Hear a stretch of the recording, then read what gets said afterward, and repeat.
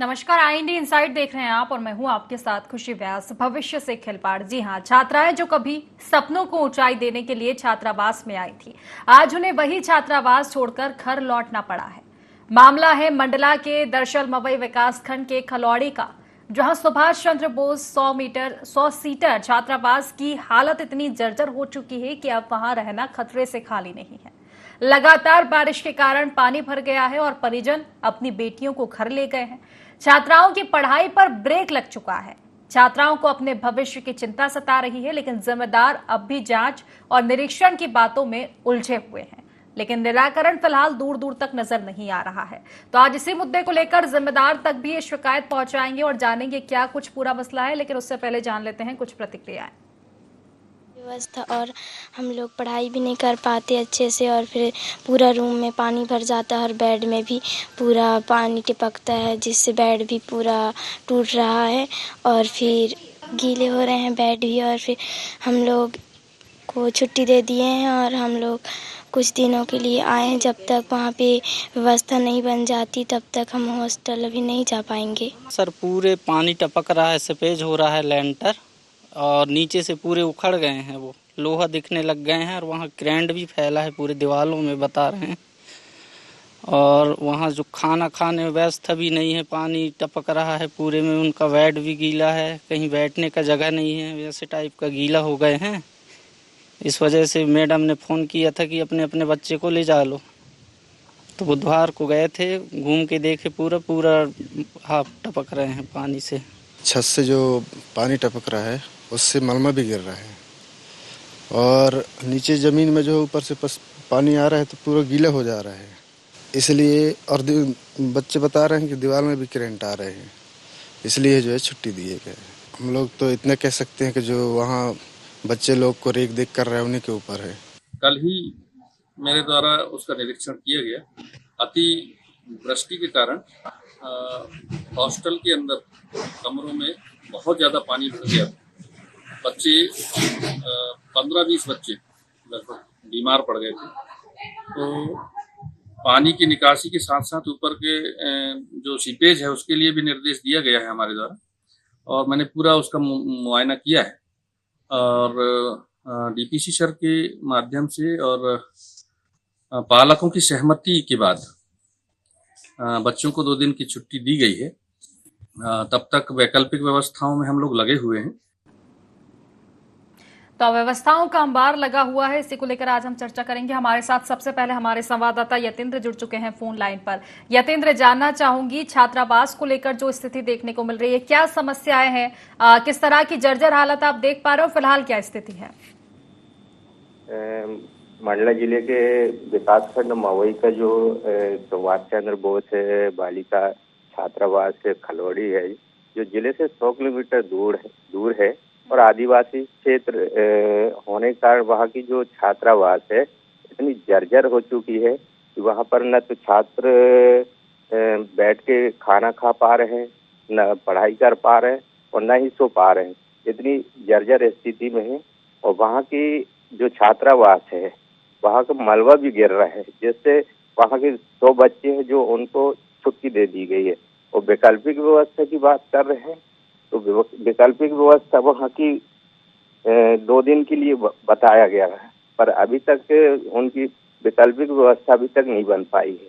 जी, निश्चित तौर पर अभी तक कोई वैकल्पिक व्यवस्था नहीं हुई है। फिलहाल बताया जा रहा है कि जो छात्राएं हैं वो अब घर चली गई हैं, बहुत सी छात्राएं, क्योंकि काफी जर्जर हालत हो चुकी है छात्रावास की। और कितना समय हो चुका होगा लगभग जब से स्थिति बनी हुई है यतेंद्र? अभी तक बच्चों को जो छुट्टी दे दी गई है, अभी 4 से 5 दिन हो गया, अभी तक छुट्टी दे दी गई और बच्चे सभी अपने घर से स्कूल जा रहे हैं। कुछ बच्चे तो स्कूल भी नहीं जा पा रहे हैं और उनकी पढ़ाई पे बहुत ज्यादा प्रभावित पड़ रही है।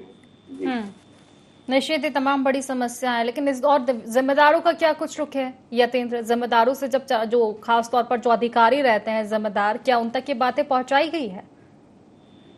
वहाँ की जो अधीक्षक मैडम है पूजा डोंगरे, उनके द्वारा लिखित शिकायत दी गई है। और आप हमारे साथ बने रहिएगा यतेंद्र। हमारे साथ पूजा डोगरे जी जुड़ चुके हैं अधीक्षक के खिलौड़ी से। पूजा जी, बहुत बहुत स्वागत है आपका। IND 24 में आपको आवाज मिल पा रही है? जी जी, मुझे आवाज मिल पा रही जी है। पूजा जी, दरअसल ये छात्रावास को लेकर एक समस्या सामने आई है, जर्जर स्थिति हो चुकी है। आपके संज्ञान में तो होगा ही मामला, क्या कुछ समस्याएं बनी हुई है इसको लेकर? जी जी, मेरे संज्ञान में है। मैं वही की शाम के 7:30 बजे की घटना है। अचानक हमने बच्चों को खाना परोसा, हमारी रसोइयों ने खाना परोसा, और जैसे खाना परोसा और बच्चे खाने के लिए अपनी थाली लेकर के बैठे, और वैसे ही ऊपर की जो छत है, सीलिंग का एरिया, वो बच्चों की खाने की थाली के ऊपर गिरा। और इवन यही नहीं, बच्चों का जो बेडरूम था वो एकदम तालाब जैसी उसकी स्थिति हो गई थी, और बच्चों को सोने में इतनी प्रॉब्लम हुई, बच्चों की पूरी बेडिंग गीली हो चुकी थी। और नेक्स्ट डे बच्चों को फीवर, फेस में स्वेलिंग और काफी सारी समस्याओं का सामना करना पड़ा था। निश्चित ही, अगर ये है तो ये तो काफी भयावह स्थिति है, क्योंकि आप लोग भी जब रहते होंगे तो आपको खुद डर रहता होगा। हालांकि अभी छात्राओं को तो बताया जा रहा है कि घर पर शिफ्ट कर दिया गया है। पूजा जी, जिम्मेदारों का क्या कुछ रुक है? आगे शिकायत की गई होगी ना अधिकारियों तक आपके द्वारा? मैम, सर्वप्रथम तो सबसे पहले हम लोग डिपार्टमेंटल जो हमारे डीपीसी होते हैं उन तो उन्होंने बोला कि पेरेंट्स के साथ बच्चों को छोड़ दें। उन्होंने कलेक्टर साहब से भी बात करी। माननीय कलेक्टर साहब ने बोला कि जब ऐसी स्थिति है, चूंकि मुझे भी करंट लग चुका था, मेरे जो 6-7 कर्मचारी है सबको दीवार से करंट लगा, और हमने कोई स्विच ऑन मतलब उन्होंने नहीं किया था, हमने बस तो स्विच ऑन कर लगा, हमने दीवार से करंट लगा, तो बच्चों को भी दीवार से करंट लगा। तो हमने डीपीसी महोदय से बात करी। डीपीसी महोदय ने कलेक्टर महोदय के संज्ञान में ये बात लाई, तो उन्होंने पेरेंट्स के साथ छोड़ने के लिए बोल दिया था, और उसके बाद हमने नेक्स्ट डे पेरेंट्स के साथ बच्चों को छोड़ दिया है। लेकिन जान के साथ तो खिलवाड़ हुआ है ना आपके साथ, छात्राओं की जान के साथ। मतलब इतनी देर बाद अगर ये संज्ञान लिया गया मामले में कि छात्रावास को खाली कराया जाए, लेकिन इसके पहले से ये तो समस्या, क्योंकि देखिए जिस तरह से आपने जिक्र किया कि प्लास्टर ऊपर से गिर रहा था, पानी भर गया है, दीवारें जर्जर हो चुकी है, तो ये स्थिति एकदम से तो नहीं बनी होगी। इसके पहले भी शिकायतें की जा चुकी है क्या? काफी समय हो चुका होगा उसको तो इस स्थिति में। अब ज्यादा स्थिति बिगड़ गई होगी, लेकिन पहले से ये शुरुआत हो चुकी होगी। जी जी, पहले से शिकायत की जा चुकी होगी, बट मैं अभी नई हूँ यहाँ पे, नई छात्रावास वार्डन के रूप में हूँ।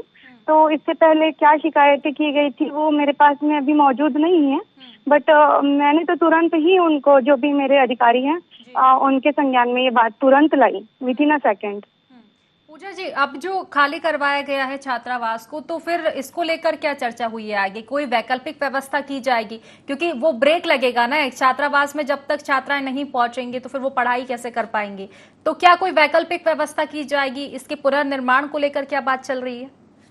मैम, पुनर्निर्माण को लेकर के अभी तक मेरे पास में कोई कॉल नहीं है। अभी भी मैं छात्रावास में मौजूद हूँ। पुनर्निर्माण को लेकर के इवन किसी भी वैकल्पिक व्यवस्था के लिए कोई मेरे पास में फोन वोन नहीं आया है अभी। और अभी BOBRC सर आए थे, तो उन्होंने भी बोला कि हम ये बात DPC सर के सामने रखेंगे और अधिकारियों को बताएंगे। बस इतनी ही बात हुई थी। मतलब कुल मिलाकर बस अभी छात्राओं को घर पहुंचा दिया गया है ताकि उनकी जान बच जाए, लेकिन भविष्य की अभी भी फिक्र नहीं है। जी मैम। चलिए ठीक है, आप हमारे साथ बने रहे। हमारे साथ रामनाथ आयाम जी जुड़ चुके हैं, BRC है मवई से। रामनाथ जी, बहुत बहुत स्वागत है आपका IND24 में। धन्यवाद मैम। जी रामनाथ जी, दरअसल ये बात हम कर रहे हैं जो अपने खलौड़ी में छात्रावास जो बना हुआ है उसकी स्थिति जर्जर हो चुकी, तो मैं जानना चाहूंगी फिलहाल क्या अपडेट है उस मामले में, आखिर चल क्या रहा है उस छात्रावास को लेकर? छात्रावास मैम, चूंकि ये पहले से जर्जर है और अभी चूंकि इसको बच्चों के रहने लायक बनाने के लिए हमने बहुत सुझाव भी दिया है, प्रयास किया है, और अभी फिलहाल तो बच्चे रह सकते हैं। लेकिन उस समय जब बारिश तेज थी तब ये स्थिति थी कि वहाँ पानी कमरों में भी भर गया था और बच्चे भी बीमार पड़ गए थे। और आज की स्थिति में पानी सूख गया है, दीवार भी सूख गया है और बच्चे अब रहने लायक स्थिति में हैं। जी, अब चूंकि जर्जर भवन का मामला है मैडम, तो जर्जर भवन तो अब वो दूसरा बनेगा तभी उसका वो सॉल्यूशन है। नहीं तो सॉल्यूशन बिल्कुल नहीं है ये तो, बिल्कुल आप सही कह रहे हैं रामनाथ जी। ये तो कि ठीक है, जर्जर भवन का सॉल्यूशन यही है कि पुनर्निर्माण होगा, लेकिन इस बात से नहीं टाला जा सकता कि बारिश अब खत्म हो गई है तो जो छात्राएं लौटी हैं घर पर उनको वापस बुला लिया जाए, क्योंकि अब समस्या नहीं है, खतरे से खाली नहीं है इस भवन में बैठना अब। क्योंकि अगर दीवारें गिरेंगी, प्लास्टर गिरेगा तो बोल के तो नहीं गिरेगा कि भाई बारिश होगी तभी गिरेगा। अभी राजस्थान में हमने इतनी दिल दहला देने वाली घटना देखी है। आपने आगे शिकायत की अधिकारियों से, क्या कुछ कहना है उनका? अभी तक पुनर्निर्माण का कार्य शुरू क्यों नहीं हुआ है? चूंकि मैडम अभी बारिश के समय ही ये बात आई, और उससे पहले तो अब एहतियात के तौर पे हमने जो है वार्डन को भी लिख के दिया था और अपने विभाग को भी दिया था, डीपीसी सर को, और अभी भी दिया है। लेकिन एकदम से जर्जर नहीं हो सकता ना रामनाथ जी। देखिए, इस बात से मैं एग्री नहीं हूँ। बारिश के समय ज्यादा समस्या आई है, ये मैं समझती हूँ। जल भराव तब हुआ होगा, दीवारें जो जर्जर अभी स्थिति में प्लास्टर गिर रहा है ये बारिश में गिरा होगा। लेकिन जो जर्जर भवन है ना, उसकी शुरुआत 1-2 साल पहले से होने लगी होगी। अगर भवन इतना पुराना होगा तब जाकर ही उसकी दीवारें गिरेंगी, प्लास्टर गिरेगा, जल भराव की स्थिति होगी। एकदम से पुराना नहीं होता भवन। तो क्या पहले से इसकी शिकायत नहीं की जा रही थी? जी, पहले से कोई शिकायत नहीं थी मैम। पहले भी माने रिसाव तो था थोड़ा बहुत, लेकिन उतना नहीं था कि पानी माने कमरों में भर जाए। इसी बार इतना हुआ है कि कमरों में पानी भर गया था। लेकिन अब क्या कीजिएगा? क्योंकि छात्राओं को यहाँ बुलाना खतरे से खाली नहीं है। उनके भविष्य का छोड़ो, जान के साथ खिलवाड़ हो। अगर आप नहीं बुलाएंगे उनको तो भविष्य के साथ खिलवाड़ होगा, पढ़ेंगी कैसे? तो बहुत जरूरी है कि कोई वैकल्पिक व्यवस्था की जाए इसके पुनर्निर्माण तक। जी। तो आगे बात हुई है आपकी, आप ही करने वाले हैं? इसको लेकर क्या अपडेट है आपके पास? मैम, अब हमने जो है जितनी यहाँ पे स्थानीय स्तर पे चर्चा करके और इसकी विभाग में लिख करके दे दिया है। अब इसकी वहां से कोई प्रतिक्रिया तो अभी नहीं आई। जी रामनाथ जी, अब मैं ये जानना चाहूंगी कि अब वैकल्पिक व्यवस्था, पहली बात तो इस भवन में बैठ ही नहीं सकता है कोई भी। अगर छात्राएं यहाँ पर बैठेंगी तो फिर हादसों को साफ तौर पर न्योता देना होगा। तो ये तो बहुत जरूरी है कि छात्राएं घर पर तो नहीं रहेंगी, क्योंकि पढ़ाई उनकी बिगड़ने वाली है, भविष्य के साथ खिलवाड़ होगा। तो कोई वैकल्पिक व्यवस्था फिलहाल की जाए। और इसके पुनर्निर्माण को लेकर आगे क्या कुछ कार्रवाई चल रही है? आपने कहीं आगे मांग की है? जी, जो भी स्थानीय स्तर पे जो नजदीकी शासकीय भवन होंगे उसमें वैकल्पिक व्यवस्था के तौर पे कल तक मैं अपना अपडेट दे पाऊंगा। कल तक मैं बच्चों को व्यवस्थित और सुरक्षित शिफ्ट कर पाऊं। अच्छा रामनाथ जी, मेरा ये सवाल है आपसे कि ये जो वैकल्पिक व्यवस्था की जाएगी और भवन का जो पुनर्निर्माण होगा, तो इसको लेकर जो आपसे आगे के अधिकारी उनका काम होता है या फिर आप ही का काम होता है? इन सब चीजों में आप ही का रोल रहता है? मेरा ये निर्माण काम नहीं है। हाँ, नहीं, निर्माण काम तो नहीं है। जैसे कि आप ही आगे रिपोर्ट देते होंगे ना कि इस भवन में निर्माण की अब जरूरत है, पुनर्निर्माण की जरूरत है, तो ये रिपोर्ट आपने दे दी है क्या आगे? जमीनी जानकारी तो हम ही आगे देती है जी, जो मैंने दे दिया। नहीं, मेरा ये कहना है रामनाथ जी, अगर भवन जर्जर स्थिति में है तो आपने आगे रिपोर्ट भेज दी है क्या इसके पुनर्निर्माण को लेकर? आगे मांग कर दी है क्या आपने? जी हाँ। कब की और अभी तक? चलिए ठीक है, आप हमारे साथ बने रहे। हमारे साथ अरविंद विश्वकर्मा जी जुड़ चुके हैं डीसीपीए मंडला से। अरविंद जी, बहुत बहुत स्वागत है आपका IND 24 में। जी मैडम, धन्यवाद। दरअसल सर, हम ये बात कर रहे हैं खिलौड़ी ग्राम पंचायत की, जो कि मंडला के अंतर्गत ही आता है ये गांव, जहां पर छात्रावास बनाया गया है। आपके पास ये मामला संज्ञान में आया कि काफी जर्जर स्थिति हो चुकी है इस छात्रावास की? जी मैडम, एक्चुअली इस साल क्या है, मंडला जिले में अतिवृष्टि हुई है और इनफैक्ट क्या हुआ था, लास्ट वीक में हमारे पास सूचना आई थी कि छात्रावास की जो बच्चियां हैं, जहां बच्चियां सोती हैं, जहां रहती हैं, वहां पे क्योंकि पानी बहुत ज्यादा गिरा मवई ब्लॉक में, तो नीचे से जो फर्श है वहां से भी पानी रिस रहा था। और एक दीवार में करंट का भी प्रॉब्लम आया था। तो मैंने माननीय कलेक्टर महोदय के संज्ञान में बात भी रखी थी कि सर, अभी चूंकि छात्राओं के हितों को दृष्टिगत रखते हुए हम 2-4 दिन का उनको छुट्टी दे देते हैं। और अभिभावक लोग अपने घर लेके गए थे, अभी बच्चियां हैं नहीं हॉस्टल में। और आज थोड़ी देर पहले मुझे पता चला कि जैसे ही छात्रावास का जो एंट्रेंस है वहां पे एक कुछ ऊपर से कुछ प्लास्टर निकला है। और मैंने अभी हॉस्टल वार्डन से भी बात की थोड़ी देर पहले कि आप लोग सुरक्षित रहें और छात्राओं को किसी भी स्थिति में कोई समस्या उत्पन्न ना हो। चलिए ठीक है अरविंद जी, मैं तो यहाँ भी एक कहना चाहूंगी कि काफी देर से सुध ली गई है इस मामले की, क्योंकि करंट जो आ रहा था, अगर किसी भी छात्रा के साथ अगर कोई भी हादसा होता ना तो काफी मुश्किलें बढ़ जाती। उनके तो जान के साथ खिलवाड़ होता ही, आप लोगों की मुश्किलें काफी बढ़ जाती। खैर ठीक है, संज्ञान तो लिया गया है बाद में, लेकिन अब ये बताइए कि अब आगे की क्या कार्रवाई रहेगी। उस भवन में तो बैठाया नहीं जा सकता छात्राओं को, चाहे बारिश बंद हो जाए तो भी नहीं बैठाया जा सकता। इतनी जर्जर स्थिति, आप खुद समझ सकते हैं, करंट आ रहा है, प्लास्टर गिर रहा है, जलभराव की स्थिति हो गई है कमरों में, तो उस भवन में बैठाना बिल्कुल लाजमी नहीं है। लेकिन उनको घर छोड़ना भी तो लाजमी नहीं है, उनके भविष्य के साथ खिलवाड़ होगा, तो क्या कोई वैकल्पिक व्यवस्था की जाएगी इसमें? मैंने बीआरसीसी को इस बात के लिए फोन किया था, अभी पिछले हफ्ते बात की थी कि वैकल्पिक व्यवस्था देख ली जाए। 2-4 दिन की अभी बात जो थी वो निकल गई हमने। अब बच्चों के जो भविष्य में पढ़ाई को जो व्यवधान उत्पन्न होगा, उस स्थिति से निपटने के लिए हम लोग उसकी वैकल्पिक व्यवस्था जल्दी से जल्दी करा रहे हैं। ठीक है, चलिए, मुझे ये सुनकर खुशी हुई कि आप जल्द से जल्द वैकल्पिक व्यवस्था करवाएंगे ताकि छात्राएं वहां पहुंचे। ठीक है, वैकल्पिक व्यवस्था हो गई है, लेकिन इसका जो मुख्य कार्रवाई इस पर रहेगी भवन का, इसका क्या किया जाएगा? क्या पुनर्निर्माण किया जाएगा सर इसमें? क्योंकि बिना पुनर्निर्माण के तो मरम्मत से भी काम नहीं होगा, मुझे नहीं लगता है, काफी खराब स्थिति है। मैडम वो जर्जर नहीं है भवन, मैं आपके संज्ञान में ये बात लाना चाह रहा हूँ। वो अति जो उसमें जो मेजर रिपेयर है उसके अंदर आ रहा है वो भवन।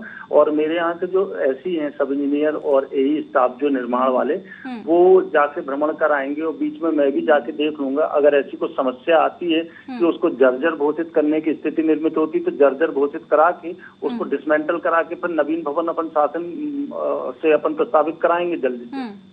ठीक है, चलिए अरविंद जी, मेरा एक अंतिम सवाल आपसे रहेगा। मैं फिर यही कहूंगी कि देखिए बहुत बाद में सुध ली गई है इस मामले की, लेकिन ठीक है आपने कहा है, लेकिन ये कब तक हो पाएगा? कम से कम निरीक्षण करने तो टीम पहुंचे ताकि इसका काम शुरू किया जाए, और वैकल्पिक व्यवस्था कब तक हो पाएगी? आपको मैं संज्ञान में लाना चाहूंगा कि जिस रात ये घटना घटित हुई थी, हमारी बीआरसीसी कार्यालय की टीम जाके बच्चों को पूरा सेफ पोजीशन में, हमारी वार्डन असिस्टेंट वार्डन से कंटिन्यूअसली बात हो रही है। कहीं ऐसा नहीं है कि हम लोगों ने कहीं नहीं ठीक है, आप संज्ञान ले रहे हैं अरविंद जी। मेरे पास समय की कमी है थोड़ा, क्योंकि अभी विधायक जी, पूर्व विधायक जी भी जुड़ चुके हैं, उनसे भी चर्चा करनी है। मेरा बस आपसे अंतिम सवाल यही है, कब तक हो पाएगा? आप संज्ञान में तो ले रहे हैं, आप कार्रवाई भी कर रहे हैं, मैं ना नहीं कह रही हूँ आप कार्रवाई नहीं कर रहे हैं, लेकिन ये वैकल्पिक व्यवस्था कब तक हो पाएगी, और इस भवन का पुनर्निर्माण होगा या मरम्मत होगी वो कब तक हो पाएगी? आसपास व्यवस्थाएं थोड़ा सा अपने अनुकूल है नहीं, फिर भी कोशिश करूंगा विद इन वीक और 2 और 3 डेज हम ये काम रक्षाबंधन के पहले कर पाएंगे। चलिए ठीक है, आपका बहुत बहुत शुक्रिया। हमारे साथ डॉक्टर अशोक मर्सकोले जी जुड़ चुके हैं, पूर्व विधायक हैं कांग्रेस के। अशोक जी, बहुत बहुत स्वागत है आपका IND24 में। जी नमस्कार। जी नमस्कार। अशोक जी, दरअसल हम बात कर रहे हैं ये ग्राम खलोड़ी की। आपने वैसे गांव का नाम सुना ही होगा, क्योंकि आप जनप्रतिनिधि हैं तो गांव गांव तक जाना होता है। ये मंडला के अंतर्गत मवई विकास खंड, मवई जो विकास खंड है उसके अंतर्गत आता है खलौड़ी जी। यहाँ पर छात्रावास बना हुआ है, सुभाष चंद्र बोस 100 सीटर छात्रावास जो कि बनाया गया है, लेकिन अब स्थिति ये हो चुकी है कि काफी जर्जर हालत में हो चुका है। हालांकि उसको अधिकारी अभी भी ये कह रहा है कि जर्जर हम घोषित नहीं करेंगे, लेकिन स्थिति ये हो गई है कि दीवारों में दरारें हैं, करंट उससे आ रहा है बारिश की वजह से। जो छात्रावास में जहां कमरे हैं उनमें पानी भरा हुआ है, बल्कि प्लास्टर तक टपका है। खाना खाने जब छात्राएं बैठी तो वो जब खाना खा रही थी उनकी प्लेट पर आकर वो प्लास्टर गिरा है, तो आप समझ सकते हैं कितनी गंभीर स्थिति है जी। तो अब इसमें क्या कीजिएगा अभी? क्योंकि अभी बस यही कार्रवाई की गई है कि छात्राओं को उनके घर छोड़ दिया गया है, घर पहुंचा दिया है, लेकिन अब उनके भविष्य का भी तो सवाल है। अगर छात्राएं आती है उस भवन में तो उनकी जान के साथ खिलवाड़, नहीं आती है तो भविष्य के साथ खिलवाड़, अब क्या कीजिए?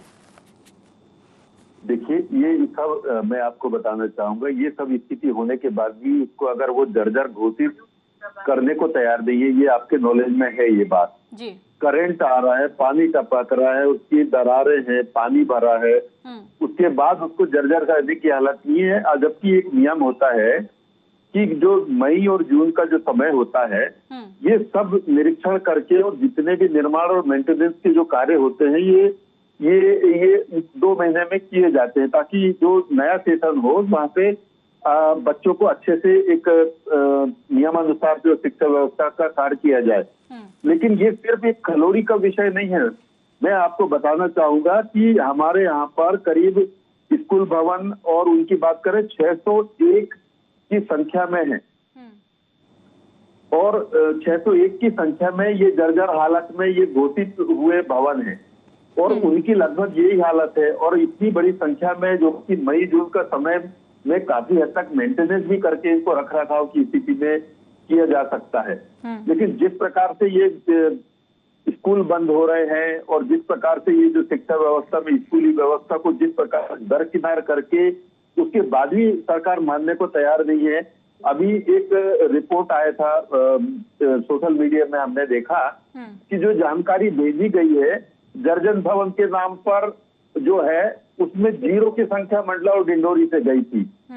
हमें लगता है कि ये यहाँ के जो प्रशासन को और सरकार के यहाँ जो बैठे हुए लोगों को थोड़ी शर्म नहीं आती कि हमारे यहाँ से अगर कोई डेटा भेजते हैं और गलत डेटा भेजते हैं उसके बाद भी गलती मानने को तैयार नहीं है। यही का उदाहरण आप ले लें, खुद आप यहाँ पर कवरेज करवा रहे हैं और कवरेज में करंट की स्थिति, पानी भरे की स्थिति, प्लास्टिक निकलने की स्थिति होने के बाद भी उसको जर्जर घोषित करने को तैयार। वही समस्या है अशोक जी, जब चर्चा हम कर रहे थे अधिकारियों से, उनका ये कहना है कि पहले हमारी टीम निरीक्षण करेगी, अभी आप जर्जर नहीं बोल सकते उसको। अगर जर्जर की हालत में होगा तो इतनी स्थिति के बाद आखिर जर्जर के लिए क्या बचता है, ये एक बड़ा सवाल है। दूसरी बात, ये टीम अभी निरीक्षण करने पहुंच ही नहीं रही। अब जाकर तो ये सुध ली गई है कि छात्राओं को घर भेजा गया है, लेकिन ये तो सॉल्यूशन नहीं होगा ना इसका। अभी भी पुनर्निर्माण में विचार किया जा रहा है, तो पता नहीं कब तक ये स्थिति बनी रहेगी। अब आप क्योंकि विपक्ष में, तो अब बताइए आखिर क्या कीजिएगा।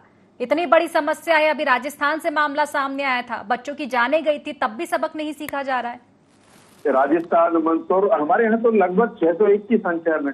हाँ। और ये सरकार अधिकारी क्या कहते हैं, देखिए मेंटेनेंस का जो समय होता है मई जून के, आपको भी सबको मालूम है, जब स्कूल नहीं लगते हैं तब एक ये मेंटेनेंस की प्रक्रिया चल रही है। अच्छा, मेंटेनेंस भी होता है तो इनके अपने हुए ठेकेदार रहते हैं जो कि एक जो जहां पर निर्माण कार्य वहां चूना पोत के चले जाते हैं और भारी भरकम राशि उसमें से निकाली जाती है। और ये इतने बड़े लेवल पर ये भ्रष्टाचार है मेंटेनेंस के लेवल पर, ये बड़ा एक आश्चर्य है। और इसमें मिले हुए लोग हैं, ये सत्ता पक्ष और इनके ठेकेदार और अधिकारी, ये मिले हुए लोग हैं और पूरी शिक्षा व्यवस्था को सरकार से पैसे का आवंटन तो लेते हैं, लेकिन उस आवंटन के हिसाब से ये मेंटेनेंस, ना तो मेंटेनेंस का कार्य करते हैं, ना ही निर्माण कार्य करते हैं। और जो गरीब बच्चे जो पढ़ते हैं, भाई गरीब बच्चों का आश्रय सिर्फ सरकारी संस्थान है, उनको एक प्रकार से पैरालाइज करने की कोशिश हो रही है। और ये इस पे सरकार के जो लोग हैं ये किसी भी प्रकार का एक्शन लेने को तैयार नहीं है। देखिए, जो भ्रष्टाचार है वो तो खुलेआम सामने आ रहा है और जो लापरवाही की जा रही है वो भी हम देख पा रहे हैं अशोक जी। लेकिन अब सवाल ये है कि आप विपक्ष में हैं, जनता के मुद्दों को उठाना ही आपका काम है, तो अब इस मुद्दे को कैसे उठाइएगा? घोर लापरवाही की जा रही है इस मामले में। शायद हम लोग तो ये उठाते हैं और लगभग जब मैं अब 601 की संख्या बता रहा हूँ तो निश्चित रूप से, और जहाँ शिक्षक विहीन की बात कर रहा हूँ, 33 भवन विहीन स्कूल हैं और 89 शिक्षक विहीन स्कूल हैं।